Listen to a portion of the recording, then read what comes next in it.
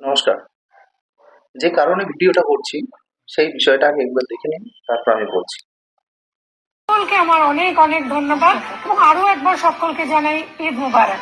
আমরা তাহলে রান্নার দিকে চলে যাই। হ্যাঁ, তুমি আজকে প্রথম খাওয়াবে, আমি দেখো গেস্ট। আচ্ছা, তুমি যেহেতু গেস্ট, ঠিক আছে, আমি হোস্ট হিসেবে তোমাকে আমি আগে রান্না করে খাওয়াবো। কি খাওয়াবে? ইনফ্যাক্ট তোমার উপলক্ষে দর্শকদেরকে দেখাবো। এটা হচ্ছে গরু মাংসের কোফতা, বাট এই আচ্ছা। কোফতাটার বিশেষত্ব হচ্ছে এটা কিন্তু তোমার ভাজতে হবে না।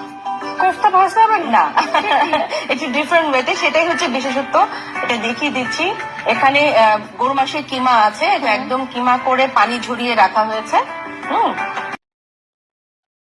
আপনারা এই ভিডিওটা দেখে কি বুঝলেন?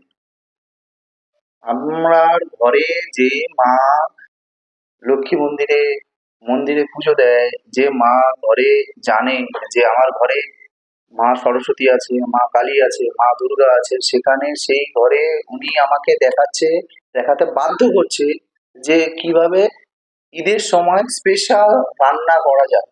কি না, গো মাংস। ভাবতে পারছেন কি বলতে চাইছে, কি করতে চাইছে? আমার কাছে প্রশ্ন যে তিনি বারংবার কেন হিন্দু সনাতনীদের আবেগ নিয়ে খেলবেন? আজকে ওনাকে কি আমি প্রশ্ন করতে পারি যে আপনি শুয়োরের মাংস কিভাবে রান্না করা যায় সেই রেসিপি জানেন? সেটা কি কোনো সনাতনী যদি জানতে চায় বা শুনতে চায়, আপনি কি করে দেখাবেন? আর যে এই প্ল্যাটফর্মে করতে দিয়েছে তারা কি এই যে রান্না করছে এটা কি আপনাদের মদত পদ্ধতিতেই হয়েছে, নাকি আপনারাই করিয়েছেন টিআরপি পাওয়ার জন্য? যদি সেটা হয়ে থাকে তাহলে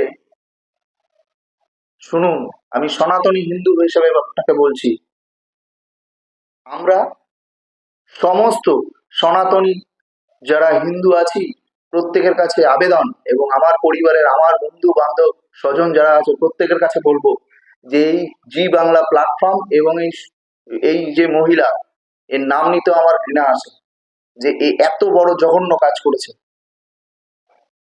প্রত্যেককে বয়কট করুন, এবং আমাদের সনাতনীদের যে সকলের যে আবেগ, সেই আবেগের কাছে তিনি যতক্ষণ না ক্ষমা করবে তাকে আমরা বয়কট করছি।